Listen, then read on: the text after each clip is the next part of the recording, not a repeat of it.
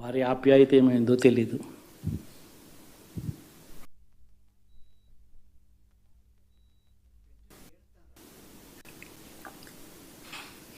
పిల్లల చదువుల కోసం ఏ తల్లి ఏ తండ్రి ఇబ్బంది పడకూడదు అని మొట్టమొదటిసారిగా పూర్తి ఫీజులు ఇస్తూ తీసుకొచ్చి అందగా నిలిచాం.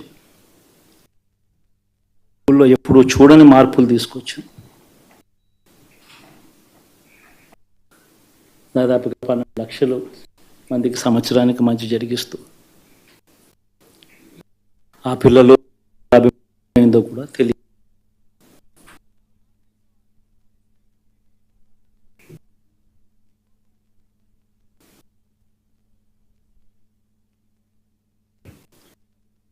లక్షలకు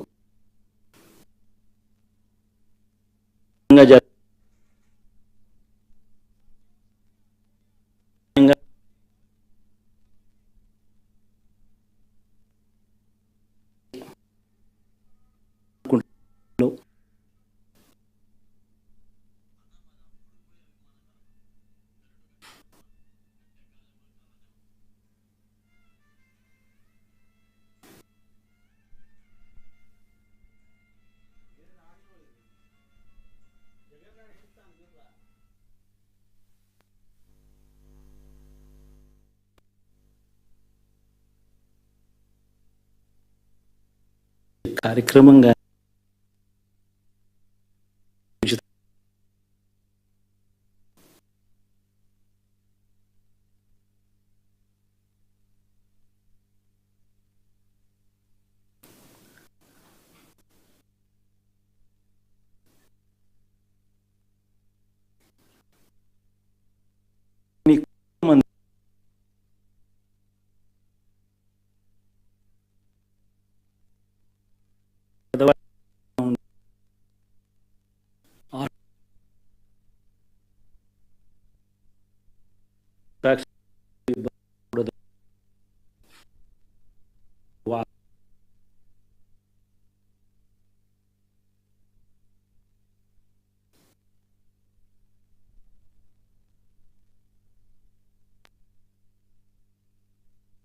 పెట్టండి అనే నిబద్ధత గల ప్రభుత్వంగా పనిచేసాం. ఇప్పుడు జరగని విధంగా పిల్లల చదువులు పేదరికం పోవాలి అని అంటే పిల్లల చదువులకు క్వాలిటీ ఎడ్యుకేషన్ అవసరం అని మొట్టమొదటిసారిగా ఇంగ్లీష్ మీడియంను వ్యతిరేకిస్తున్న వాళ్ళందరూ పెత్తందారులతో యుద్ధం చేసి సైతం పిల్లలకి ఇంగ్లీష్ మీడియం తీసుకొని రావడమే కాకుండా టోఫుల్ ఐబీ లాంటి కళలు కూడా కలం. ఆ పేద పిల్లలకు అండగా నిలబడాలని, తోడుగా ఉండాలని, వారి చరిత్రలు మార్చాలని ఎప్పుడు చూడని విధంగా గ్రామ స్థాయిలోనే సచివాలయ వ్యవస్థ, వాలంటీర్ల వ్యవస్థ తీసుకొచ్చి ప్రతి ఇంటికి సేవలు అందించే కార్యక్రమం చేశాం. వివక్ష లేకుండా, కరప్షన్ లేకుండా దాదాపుగా 2,70,000 కోట్ల రూపాయల పైచిలకు ఇంటి వద్దకి అందించగలిగాం.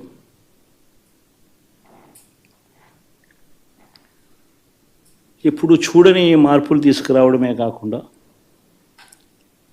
ఒక చదువుల రంగం అయితేనేమి, ఒక విద్యారంగం, ఒక వ్యవసాయ రంగం అయితేనేమి, ఒక వైద్య రంగం అయితేనేమి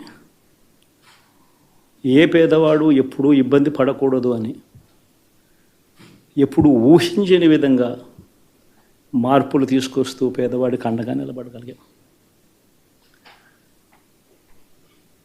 విమెన్ ఎంపవర్మెంట్ అంటే ఇది, మహిళా సాధికారత ఇది అంటే ఇది అని ప్రపంచానికి చాటి చెప్పగలిగాం. సోషల్ జస్టిస్ అంటే, సామాజిక న్యాయం అంటే ఇది అని ప్రపంచానికి చూపించగలిగాం.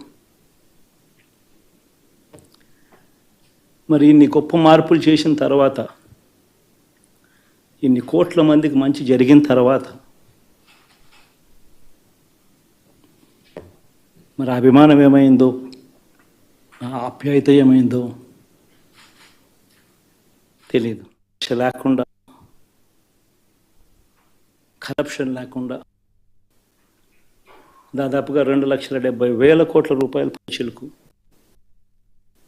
అందరికీ అందించగలిగాం.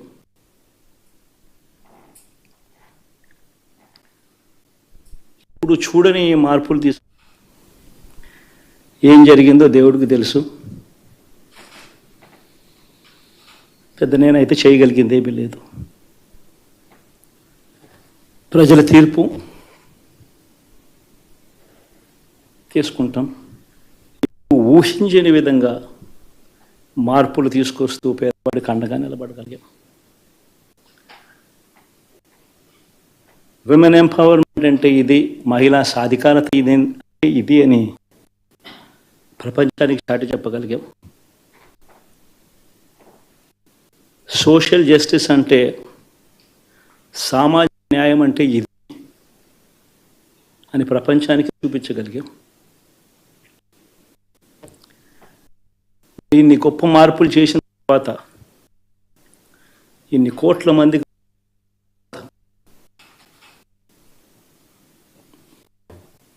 అభిమానం ఏమైందో, ఆప్యాయత ఏమైందో తెలియదు.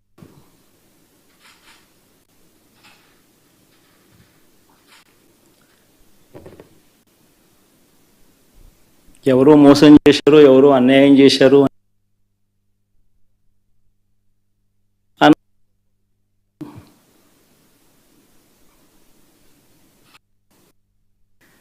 ఏం జరిగిందో దేవుడికి తెలుసు.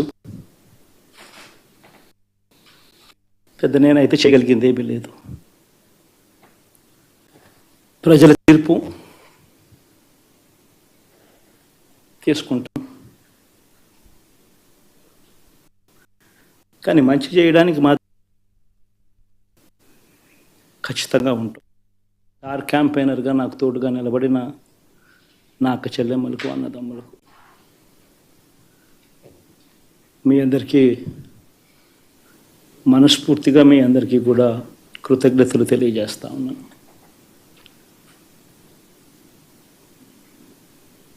ఏం జరిగిందో తెలియదు, కానీ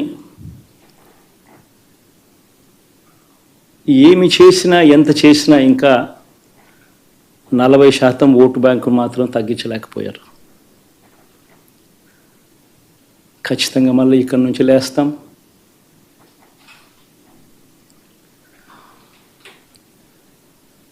మళ్ళీ ఇక్కడి నుంచి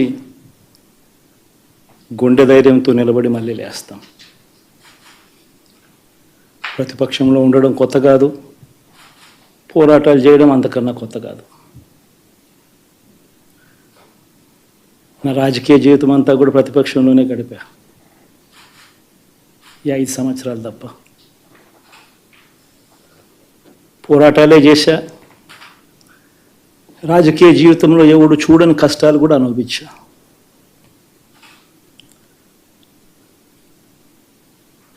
ఇప్పుడు అంతకన్నా కష్టాలు ఏదైనా పెట్టినా కూడా సిద్ధంగా ఉన్నాం, సిద్ధంగా ఎదుర్కొంటాం. ఆల్ ది వెరీ బెస్ట్ గవర్నమెంట్లోకి వచ్చిన వాళ్ళకు. Thank you.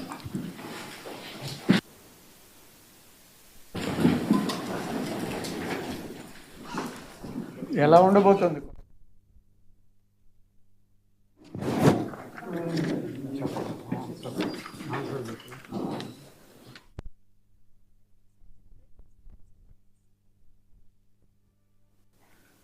నలభై శాతం ఓటు బ్యాంకు మాత్రం తగ్గించలేకపోయారు. ఖచ్చితంగా మళ్ళీ లేస్తాం.